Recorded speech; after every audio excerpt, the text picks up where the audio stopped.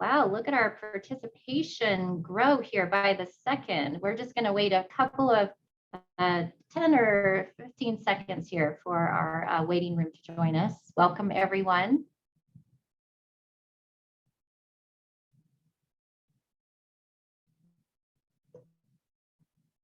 Great, let's just go ahead and slowly get started. Welcome, good afternoon. Thanks for joining us for our FAMLI live webinar. This is a series that we started late last year as one of our many initiatives and efforts to educate our employer community on the progress of the department's efforts to implement the state's new paid family leave program. I'm Cher Hoven. I'm the Deputy Executive Director and Chief Communications Officer for the Department of Labor and Employment. The paid family leave division is housed within our agency. It's a voter-approved ballot initiative, and we'll get into a little more details about the program, what you can expect in terms of premiums, resources you have available, and then we certainly want to leave a lot of time for a Q&A session with our panel of experts. So with that, go ahead and introduce our team. Joining us today, we have members from the division's operations, policy teams, communications teams. Specifically, our division director, Tracy Marshall, has joined us to help with some questions and answers at the end. Evan Grimes, Lydia Waller-Gorski are our policy experts. So we will attempt to answer every question as we can. Please know that we are building this program from the ground up.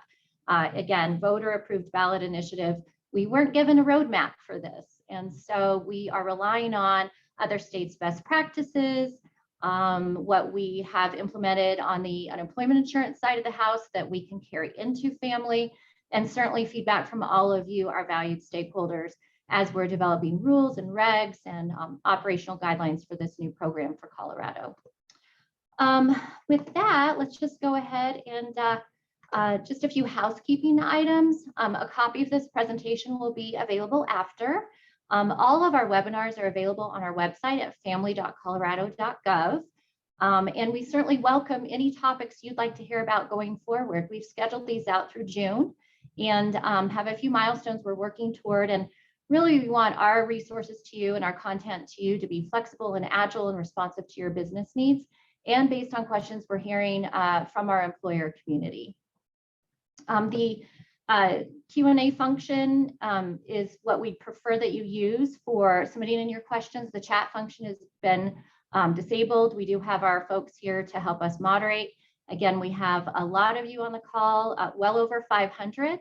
So certainly we won't be able to get to every single question, but commit to get to as many as we can. We also have all of the questions previously submitted through our webinar series available on our website. Again, as another resource for you at famli.colorado.gov. With that, I'd like to turn it over to Tracy Marshall, our division director. Thanks, Cher. Good morning, everyone. So let's start with a quick overview of the program itself. So just as a reminder, FAMLI will provide paid leave for Colorado workers to take care of themselves and their loved ones during certain life events. These life events may be managing a serious health condition, caring for a new child, whether that's through adoption, foster care, or birth, making arrangements ahead of a military deployment, or to deal with the immediate needs and impacts arising from domestic partner violence or sexual assault. The program will cover almost all workers in Colorado, including those who are self-employed. The FAMLI program is a social insurance program with both employers and employees contributing to the fund that will eventually pay out benefits. The premiums are set to 0.9% of the employee's wage, with 0.45% paid by the employer and the other 0.45% paid by the employee. This is a quick reminder on which employers are responsible to pay those premiums. You'll see here in the chart that all employers with 10 or more employees are required to pay the employer's share. Those employers who have 9 or fewer employees do not have to pay the employer share, and they will only need to deduct and remit premiums from their employees on a quarterly basis.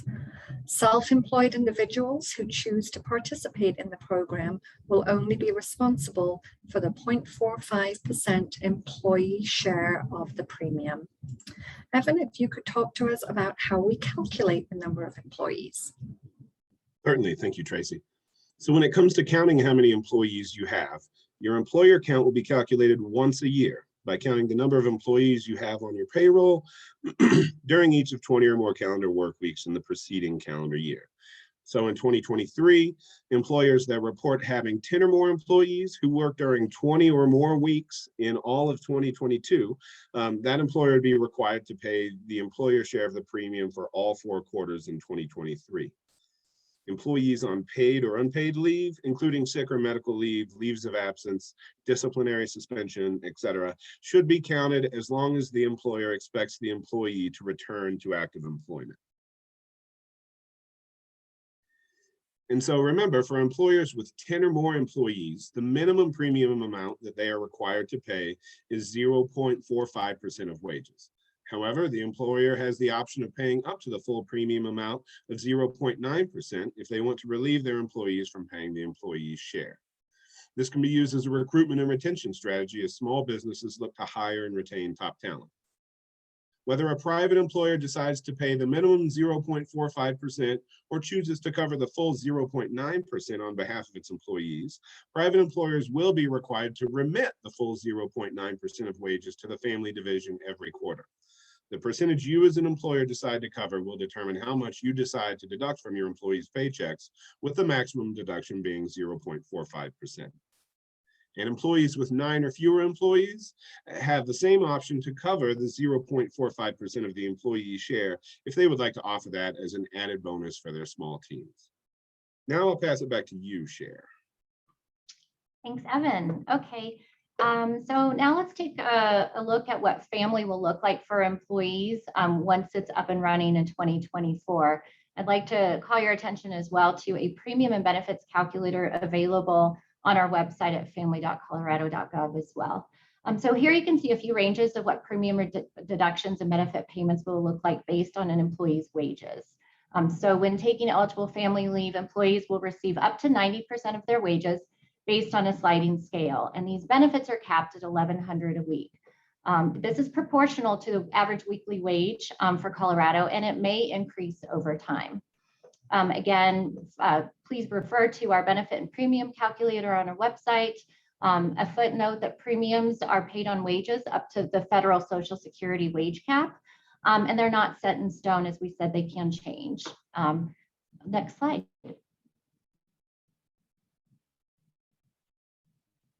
Great. Okay, so for consistency's sake, we actually decided to mimic what we see in our unemployment insurance division. So we're in the process of updating our rules to make FAMLI even simpler on the employer community. And as such, family wages will be the same as state unemployment insurance wages. We've added a link here on this slide so you can refer to a couple of charts from our unemployment insurance division. Again, premiums are paid on wages up to the federal Social Security cap and not set in stone. Again, where we can identify areas to streamline certain processes that mimic what you might see in the UI program, we attempt to do so to make it a little easier on employers and administrators.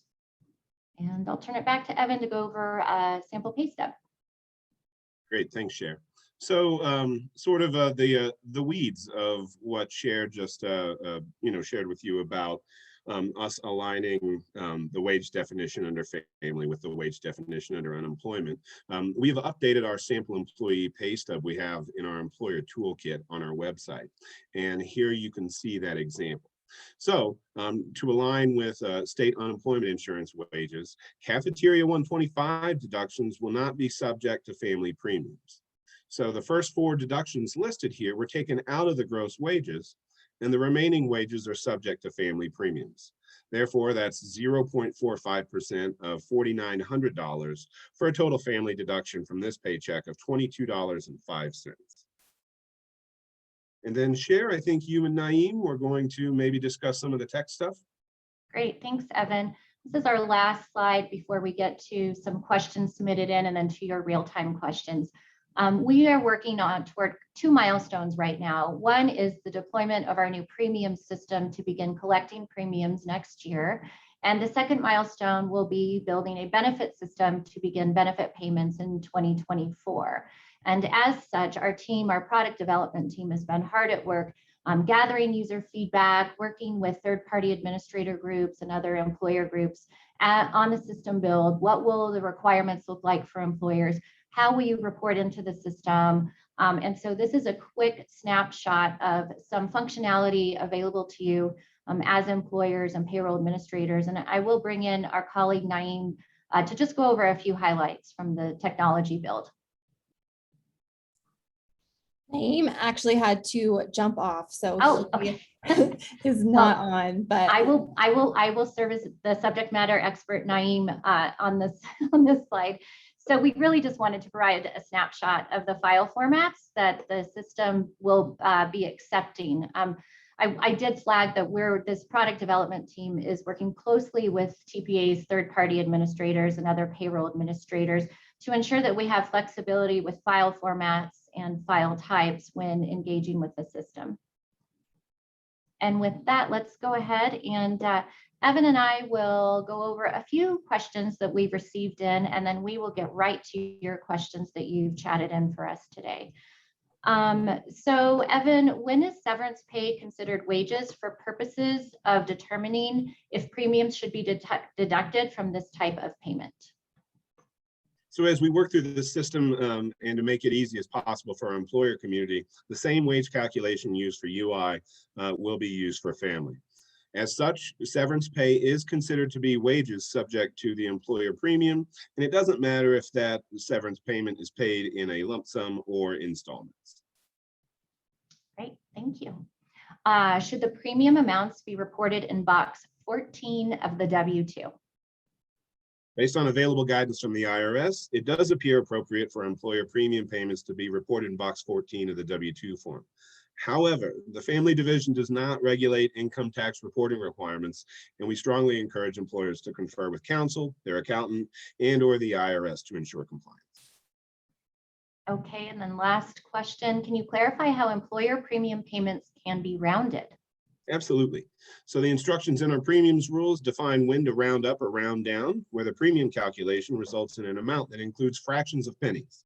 So for example, if an employee's wages for a quarter totaled $15,300.50, and the employer must remit to the division a premium equal to 0.9% of that amount, the calculation results in 137.7045.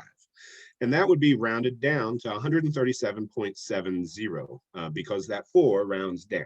However, if an employee's wages for a quarter totaled $15,300.60, for example, 0.9% of that amount equals 137.7054. That 5 triggers a round up, and that total would be $137.71. Policy experts and math experts we have here today. Thanks, Evan. So before we get to your questions, again, some links to some resources. You can follow us on some social media channels and send an email to our division email account. And so just a quick footnote, I mentioned at the top of the call, we are in the middle of building our rules and regs around the program in addition to our technology build. So there may be a question posed, which is under legal review or consideration, and we don't yet have an answer, but please know, this is why we're engaging you in this format and want to really solicit good feedback and questions that will inform our policy direction and also ensure we're creating a system that's user-friendly for our employer community. So with that, Jessica, would you like to go ahead and serve as moderator? Sure. I am going to try to capture several questions in this first round. We do have a good chunk of folks asking about employee counts in relation to how many employees they have in Colorado and how many employees they have out of state. So Evan, I'm wondering if you can just clarify, let's say if an employee resides in Colorado but works in another state, for example, would that employee be subject to FAMLI? If they work entirely outside of Colorado, they're not going to be covered as a Colorado worker under FAMLI. FAMLI does require at least some work be performed in Colorado. It does get a little bit complicated from there, but I would refer everybody to section 1.5.6.c of our premiums rules for a detailed description of when we consider someone to be a Colorado worker for FAMLI purposes. But also related is that even if that employee does not work at all in Colorado, they do count toward the employer's total head counts when it comes to determining the employer's size and therefore the employer's premium obligations. So for employers who have more than 10 employees outside of Colorado, but maybe only have 2 or 3 in Colorado, you would be paying the full 0.9% of the premium because you have more than 10 employees total, but you'll only be responsible for the ones that reside in Colorado. Correct. Okay. And then another question along the same lines, just for clarification from Emma. So for those employers with less than 10 employees, the employee is responsible for the full 0.9%, or do they only owe the 0.45%? Just the 0.45. And that's if the employer requires them to contribute. Again, the employer is also welcome to cover that amount as a fringe benefit. But if an employer has 9 or fewer employees, the only premium that they're liable for, whether the employee pays for all of it or whether the employer pays for some or all of it, is 0.45% of their wages. And along the same lines, we have one from Alice. If the employer chooses to pay the employees 0.45%, is this a taxable benefit for the IRS or state? It may be, but again, sort of consistent with our disclaimer in one of the previous slides, we are not the body that governs and enforces tax law. So we will certainly share firm guidance as we receive that from the IRS, but encourage anybody to talk to their lawyers, accountants, and or the IRS for reliable advice on tax matters. And we have a question here from Susan about private plans. Sorry, I think I just lost it. But the question was, it's from Jennifer. We're in the process of rewriting our leave policy. If our policy meets or exceeds FAMLI, can we opt out? If so, what is the criteria and how do we do that? So that process is currently being developed. What we would envision is in the 4th quarter of this year, you will be able to submit an attestation to say that you have either a private or a self-insured plan. And a lot more detail will be coming forward on that in the coming weeks. But so long as your private plan is equal or better in the benefits it offers as an entirety, then you will be able to opt out. But more to come on that one. I'm trying to cover some questions that we haven't talked about yet. Here's one from Ariel. Job required protected leave for family qualified reasons and covered employees. Does not start until January 1, 2024, correct? That is correct.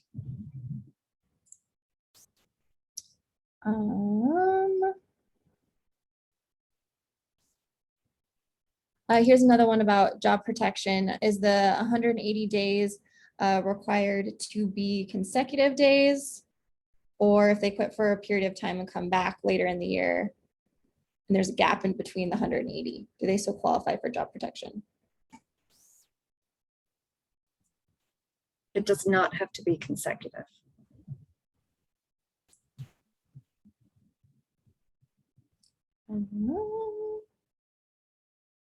Evan, feel free to call me out if I'm misstating anything, but that's my understanding. Well, that will be the subject of forthcoming rules on that entire section 509, the leave and employment section, and that is something that we've kicked around. So I would, if I qualified that at all, it would only be to say likely, but yeah, that does certainly reflect some of our policy conversations we've had on that issue. But if anybody has salient input on that issue, we've got our contact information here on the screen, and we would love to hear from you. Thanks. Here's a question from Patricia. We allow our employees to take PTO during FMLA.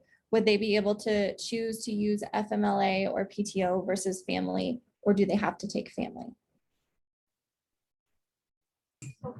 So as an employer, the way that you write your handbook, you're certainly welcome to be more generous, right? So you certainly could allow your employees to be made whole by utilizing PTO options. That would be an internal decision for you, but it's not something that we require.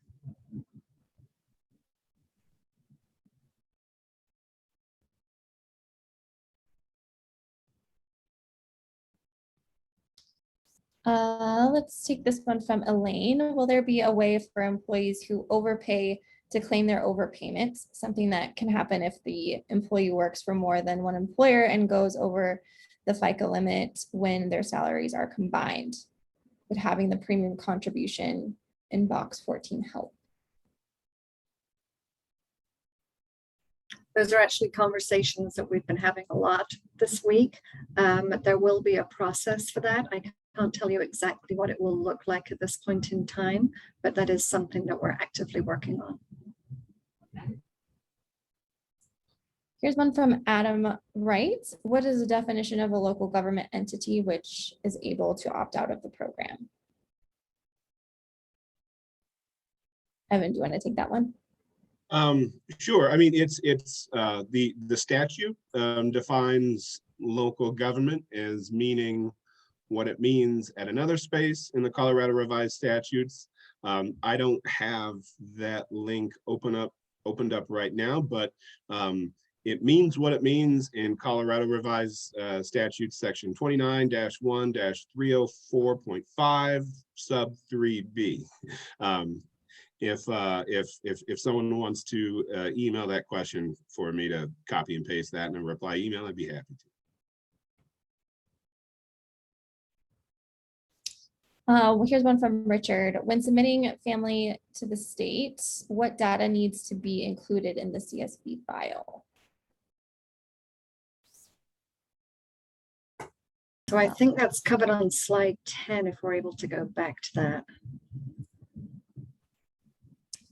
We don't get into the exact data. That'll be a good follow-up for our tech build team, but it should be very similar to the wage reports that you submit for UI.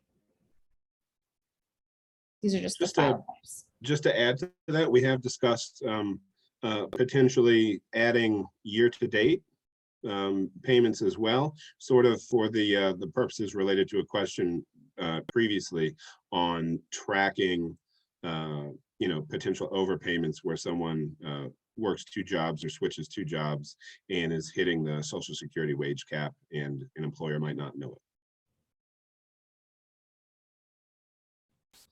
it. Here's one from Nora. Can a business opt out if the only employee is also 100% owner? If yes, how do you opt out?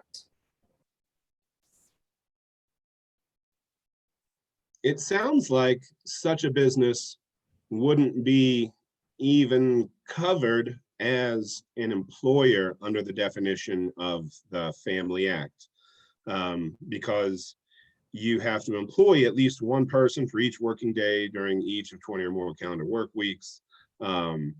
It's likely that the owner would not satisfy the definition of employee under the FAMLI Act. So without providing legal advice to a single situation that I don't know all the details about, I think it will be common that sole proprietorships who may consider the owner an employee, maybe even for like tax purposes, won't be considered an employee under FAMLI, and that person would be considered a self-employed individual and would have the option of whether or not they want to elect coverage under FAMLI.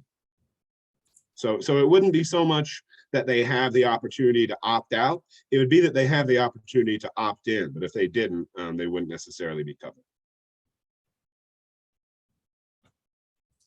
Here's one from Emma. How is Colorado paid family leave going to work for PEOs? Will PEOs be able to create one Pfml account to report multiple employers? That is a good question for our tech build team, and I don't think they are on, but we are, for PEOs and TPAs, they will be able to upload data for multiple accounts and register separate accounts for multiple employers. And from Elizabeth Allen, how is the calculation with weeks when you are a seasonal employer who has employees that could work less than the 179 days as defined by the state for seasonal employers, but on a part-time basis? I'm not sure I entirely follow the question, but if we're talking about employer, like employer size, i.e. employee head count, and the requirement that for an employee to count toward the head count, they have to work during at least 20 work weeks in the preceding year. If you work at all during a work week, you are considered to be an employee during that whole work week. Similarly, if you are on leave during that work week with the reasonable expectation that you'll return to work at some point, then you're considered to be employed during that week as well.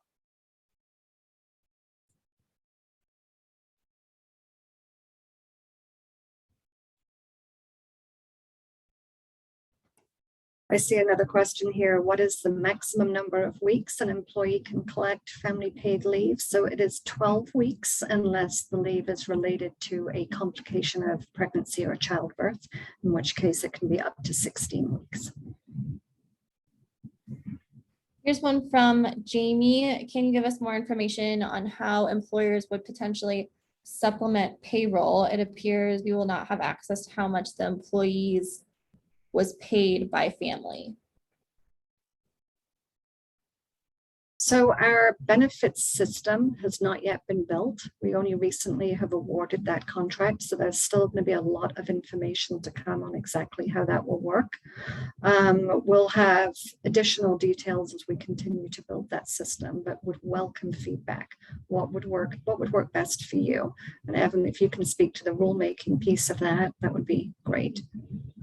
Sure. In our forthcoming benefits rules, we cover when and what the family division will tell the employer when we get an application for leave, and when we adjudicate that application to determine the amount of benefits, if any. And so not only will we notify the employer once an application has been properly filed with us, but we also notify the employer of the outcome of that application. And while we can't get into an individual's private health information, what we can tell the employer is how much of how much the benefit amount will be, so that the employer is then in a position to meaningfully supplement that with other types of leave. Here's one from Ashley. Why does the employer and employee have to start contributing a year before the benefit is rolled out? So the FAMLI program is a social insurance fund. We have to build that fund up. And per the proposition, it's going to take us around a year to get that fund fully built up so that we can start making payments out to claimants in 2024. So it's in order to basically have enough funding to be able to make the program successful. So that's why we start a year early. Here's one from Sherry. If you use a payroll administrator like ADP, or you kg, do we still have to register or will that be automated? And I can answer that. Either you can register as the employer, or your payroll administrator can register on your behalf, but you will have to give them permission to handle your account. And there will be some automation capabilities, but I don't want to get into too many details because I am not the tech subject matter expert. Let's see. Here's one from Scott. This goes back to the local government definition. How can a quasi-governmental agency, in this case a housing authority, determine if they fall under the local government clause or private employer clause? For added context, this entity obtains their employee health benefits from the local town government.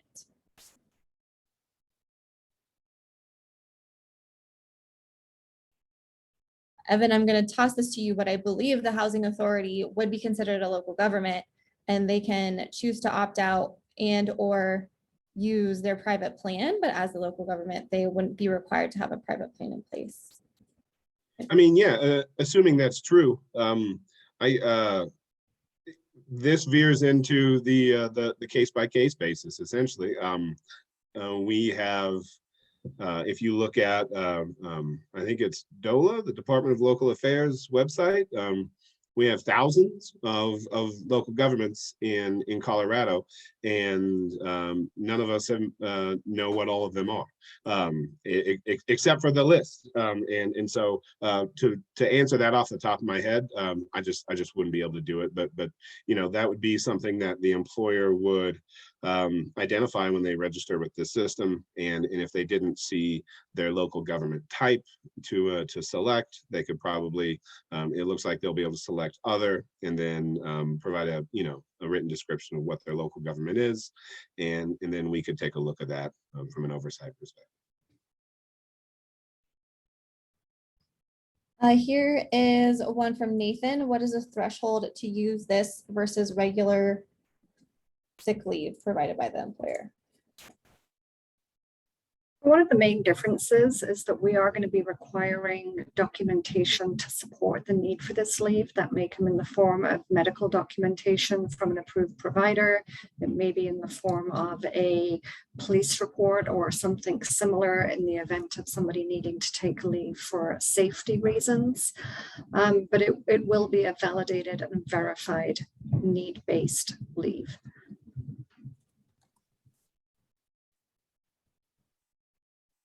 If you opt out due to a private plan option, can private plans begin on January 1, 2024? And would you not pay the premiums in 2023?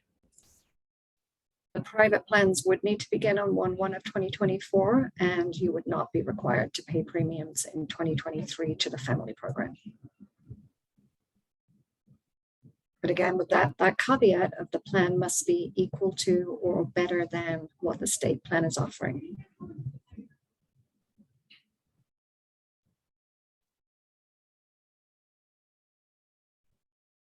I'm looking for a question that we haven't covered the topic.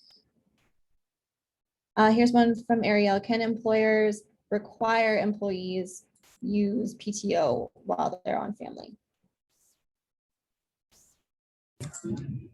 I believe it's written that they cannot. Correct me if I'm wrong there, Evan.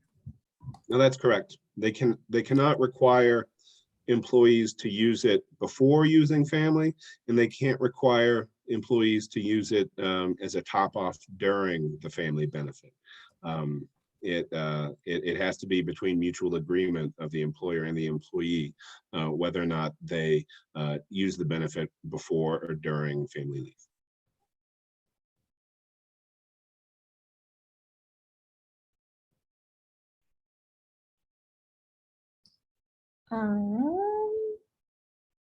Are self-employed individuals able to opt out? What if they are on payroll? Do they count as part of the number of employees? So a self-employed individual would need to opt in because there's no way for us otherwise to know that they want to be involved in the program. So if you're self-employed, you need to make the conscious decision to opt in to the family benefit.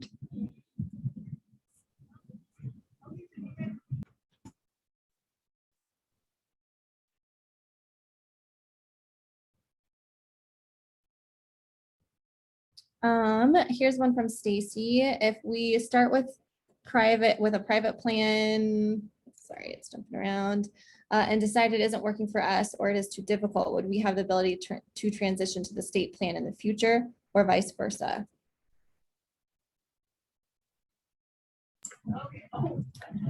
You know, that's something that we are looking at. What the mechanism of that would look like, I can't tell you at this point in time, but it's something that we are certainly considering.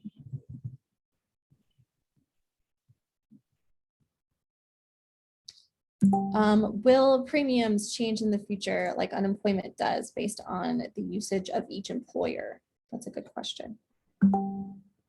No, it's not tied to the usage by employer.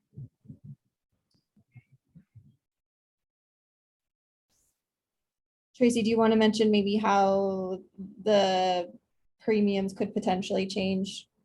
So the premiums could potentially change to a maximum of 1.2%, and that really does depend on how the fund is looking. We will be doing ongoing actuarial analysis to make sure that the fund is adequate and that we can remain solvent. But at this point in time, we don't anticipate any changes. We're looking at that 0.9%, and that will be reassessed in 2025.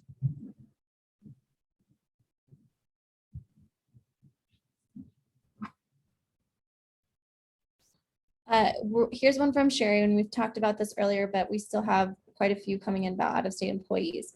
Do I understand this correctly? Count all employees who work regardless of where the employee resides, and then the employer pays the 0.45% for all employees, even those who reside elsewhere. Other states. No, let me jump in on that one, Jessica. Thank you. So if you have 25 employees in Wyoming and 5 employees in Colorado, then you are going to be paying that 0.45% as an employer because you employ greater than 10 people, but you will only be remitting payments for those employees in the state of Colorado. Hopefully that clarifies it a little bit.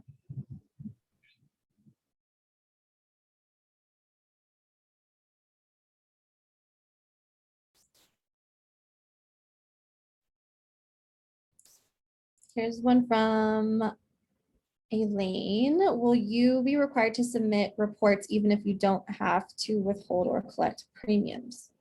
Report zeros. So you will be collecting on behalf of your employees, even if you're a small employer. So we would be anticipating receiving wage reports.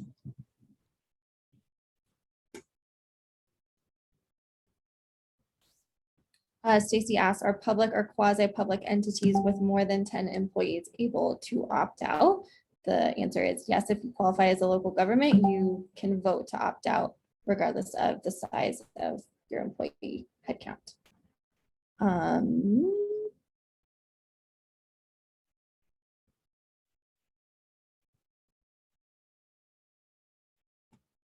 Sorry, guys, we've got a lot of repeat questions, trying to find a new topic. One from Lena, how will employers sign up for FAMLI if they already have a UI account? Will they be required to submit an application for a FAMLI account number, or will one be assigned automatically? What about for new employers? So there will be a registration process for both. That will be active in the 4th quarter of this year, and we will be providing great detailed information to make sure that we help you through that process in a step-by-step manner, but you will need to register.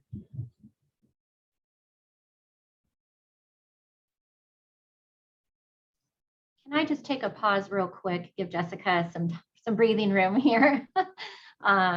So we've already answered 83 questions, either live or through our Q&A technology. A lot of questions around when will the requirements for a private plan be available, so folks can begin making their decisions about opting into the state plan or not.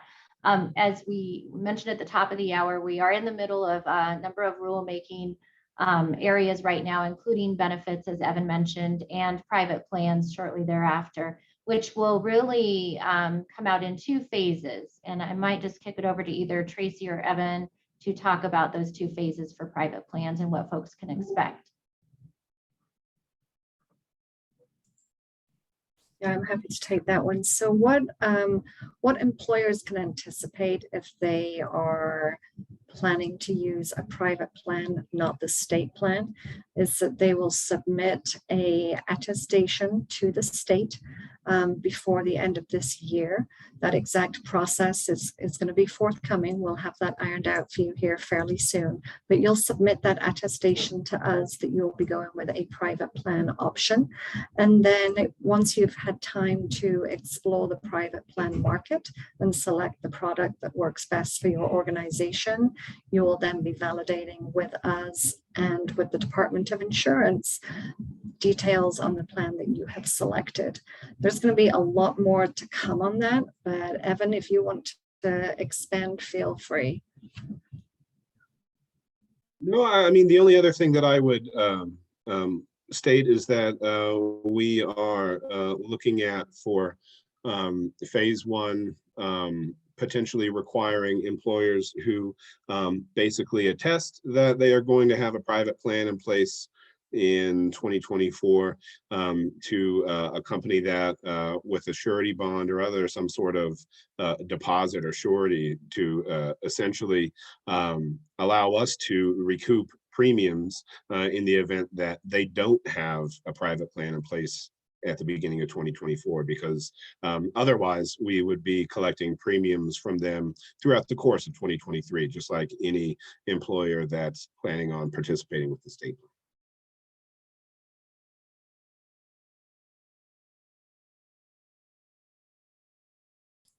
I am going to revisit some questions about the tech build. We do have Naeem and Jude on the call with us. Naeem and Jude, there were some questions about just the automation process, and I'll go back to our slide up here. I'm wondering if you can just give a high level purview for PEOs and TPAs in terms of, will they be able to, 1, register for a variety of employers in bulk, and 2, will they be able to pay their premiums in an automated process?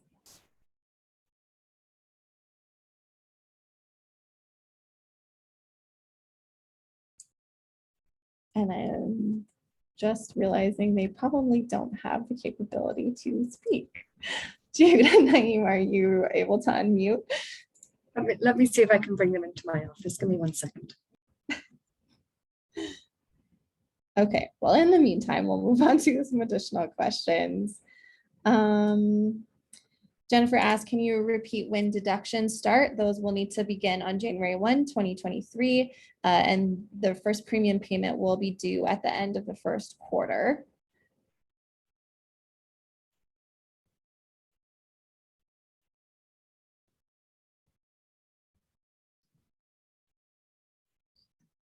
Hello. Hello, Hi, this is Jude. Hi, everyone. Yes, I'm Jude. I was not able to unmute on my computer, but can you repeat the question? We were just hoping that you could give a high-level overview of the automated capabilities in terms of paying premiums, and if there will be a bulk option for employers to register for multiple employees, if TPAs can register multiple employers at a time. Yes. So what this chart is intended to show is all of the capabilities to accomplish these 3 functions: registration, wage reporting, and payment. So that first line, where it says online, I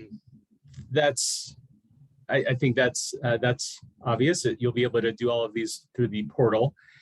Everything below that are the bulk capabilities. So API, where it says API JSON, That's the system-to-system capability.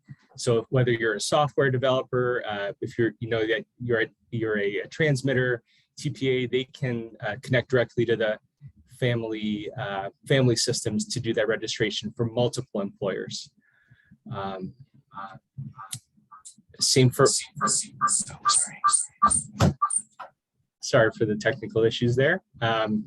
And then we also have the capability to do file uploads. So where you see XML and CSV, those are the types of file formats that we'll support. We're not supporting a direct FTP upload to the family systems, but rather what these indicate is that as an employer, a TPA, a transmitter, both files will be accepted and can be uploaded online through the portal. So that's it available for whether you're doing it for just one employer, for one employer or multiple employers. Thanks so much, Jude. And I just want to remind everyone that we will have all of these questions with answers available on our website. We've gotten quite a bit of questions, so that will take us a bit of time to turn around. But if we don't get to your question, you will see it on our website in the coming weeks.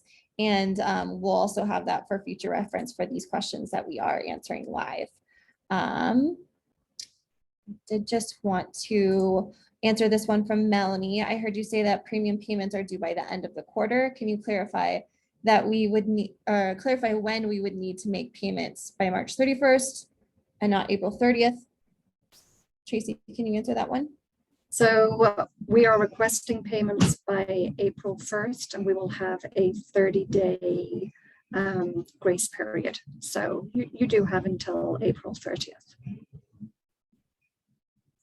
And here's one from Anne Marie, Tracy, that I think you can take too. What will need to be provided for an employee to prove the leave is to take care of a family member.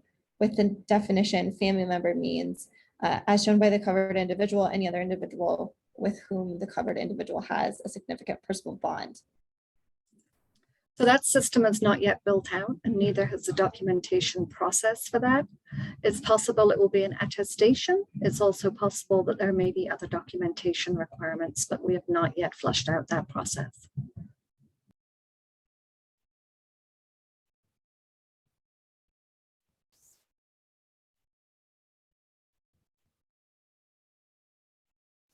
And here's one that perhaps Jude or Naeem can take, but I think you covered it. So would PEOs need to have separate accounts for each employer they submit premiums for, or will they have bulk load CSV option for all employer entities under one PEO account? So yes, so basically, as we said, there will be opportunity or functionality to upload multiple wages at the same time. So even through APIs as well as file uploads, which are, you know, and the formats are XML and CSV is what we'll support. Through those methods, the uploader will be able to upload multiple employers at the same time. So yes.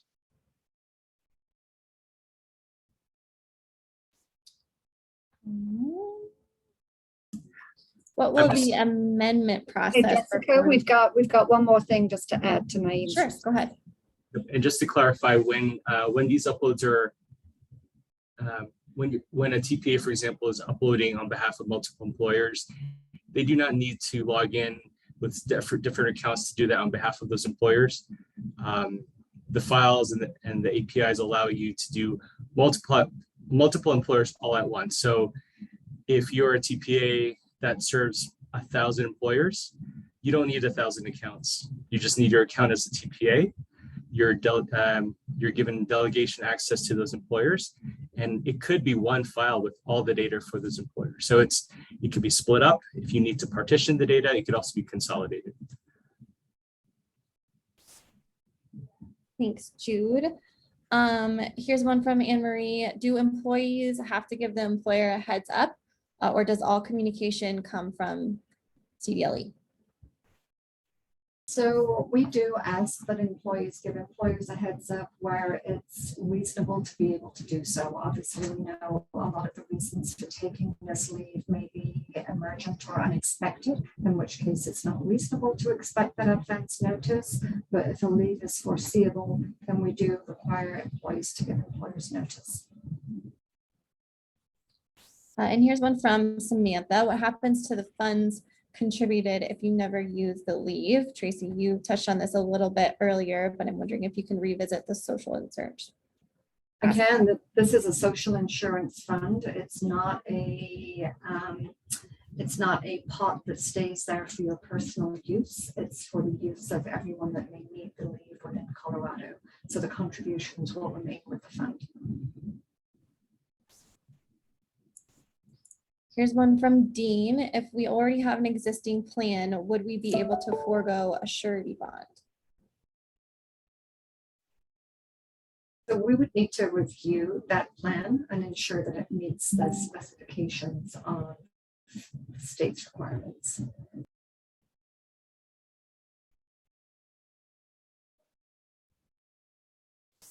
Will the family agency accept payments under $5, and will family later consider this a potential credit?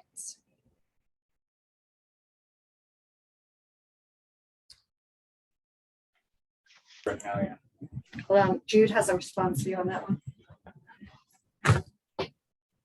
I just wanted to make sure I understood the question correctly. So if the premiums due are less than $5, Will we accept payments under $5? we will accept payments under $5. If there's a balance, it will be applied to the balance. If there's no balance, it'll be used as a credit for future balances. Correct. And I should clarify too, if you owe under $5, we won't require that you pay a payment under $5. That's correct, right? Well, Evan?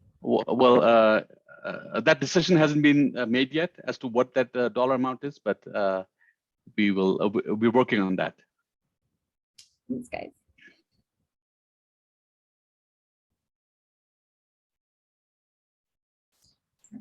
Here's another one for, sorry, go ahead, Tracy. I was just saying, I was seeing another technical question here while we've got Naeem and Jude. It says, will there be an opportunity to send test payments / filings? So if Jude or Naeem can address that one. There is an opportunity to test filings, so with registrations or wage reports. We would love people's involvement to make sure it's working correctly. Payments, we may have to follow up. That's a little more complicated, especially if it's an ACH payment. Thanks, Jude.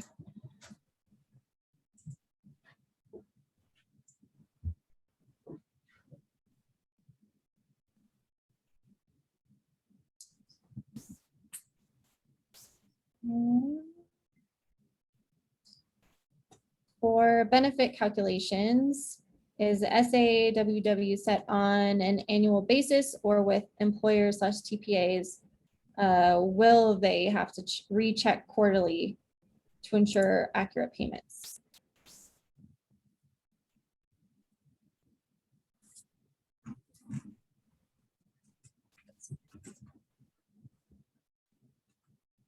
So we will be reviewing quarterly.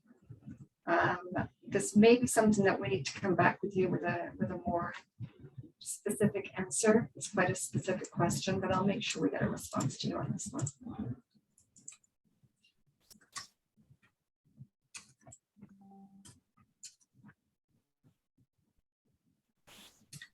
Here's one we haven't touched on. Will the employee receive a W-2 from the state? Are taxes withheld? We anticipate issuing 1099s once we are paying out benefits.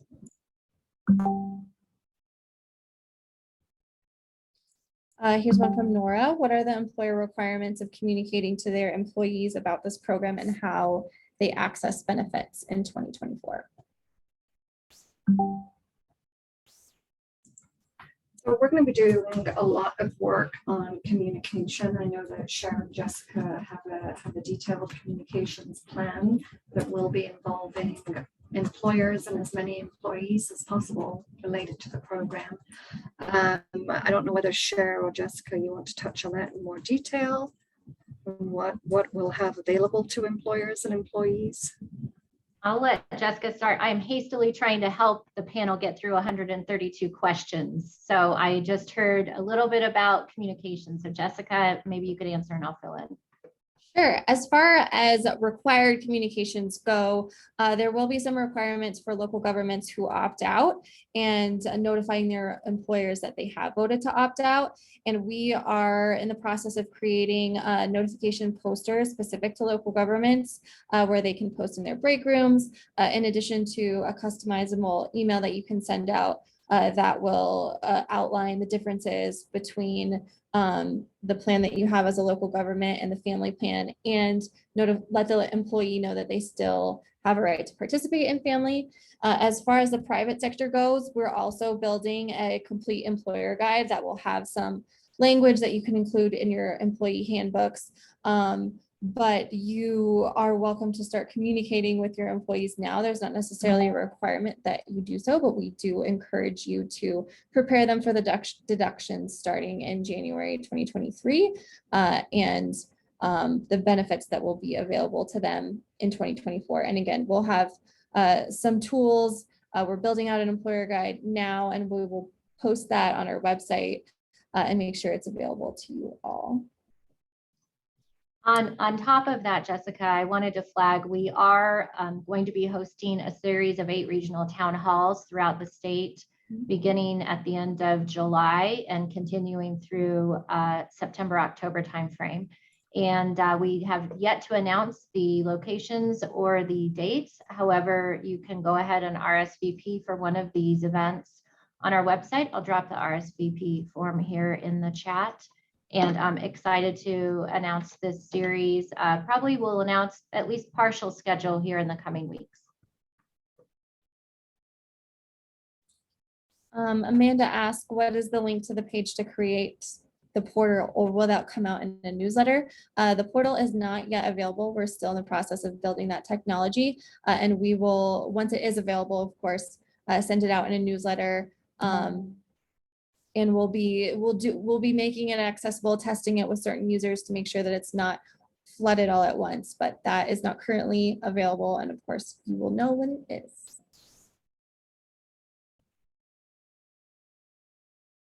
Before we answer maybe one or two last questions, I just did want to kind of flag and reiterate what we discussed previously is where possible, we are really hoping to mimic any processes or workflows that you are already seeing within the UI division. Such as quarterly wage reporting and reports. However, because this program is different from UI, it does require a separate system. So, you know, we are mindful of the need to interface with 2 systems from the same agency. That said, where we can share information and where we can build similar workflows and processes between the 2, that is certainly our goal. And I flagged that because I did chase down an answer on the $5 minimum amount for collection. That is what UI uses as their threshold. So that's a great example of something to streamline policies and processes. We'd certainly be looking at things even in that level of detail to mimic in the family program. And Jessica, let's take just one last question and close us out. Sure. Teresa asked, when is the deadline for signing up for the program and what site will it be on? Like we mentioned earlier, we will have this portable linked to our family website. We'll send it out via newsletter, social, once it's available to everyone. The first major deadline for the private sector employers is to get your premium payments in at the end of the first quarter. Now you will need to register before that, but you can technically register at any point between the time the site goes live and that first quarterly payment. So we hope to have the site live and available to everyone later this year, early next year. And again, once you register, then you submit your premium payments. The biggest thing for private employers to know is that they'll need to start deducting those premiums starting January 1, 2023. Perfect. Thank you, Jessica, for moderating, Tracy and Evan, and the folks behind the scenes helping us get through as many questions real time as we could. An hour certainly is not even enough time for us to answer all your questions, and we will do our due diligence to get the answers to those that we have answers for. Again, we are in the middle of benefit rules. And so some of your questions we may not yet have answers, but please feel free to check all of the resources we shared with you today. And stay tuned for our announcement of our second half of 2022 webinar series, where we'll be digging into some of your questions around private plans, registration, and other areas regarding the interface with the new system. So with that, really enjoyed today's conversation and participation. Thanks for your interest, and we'll see you again very soon. Take care.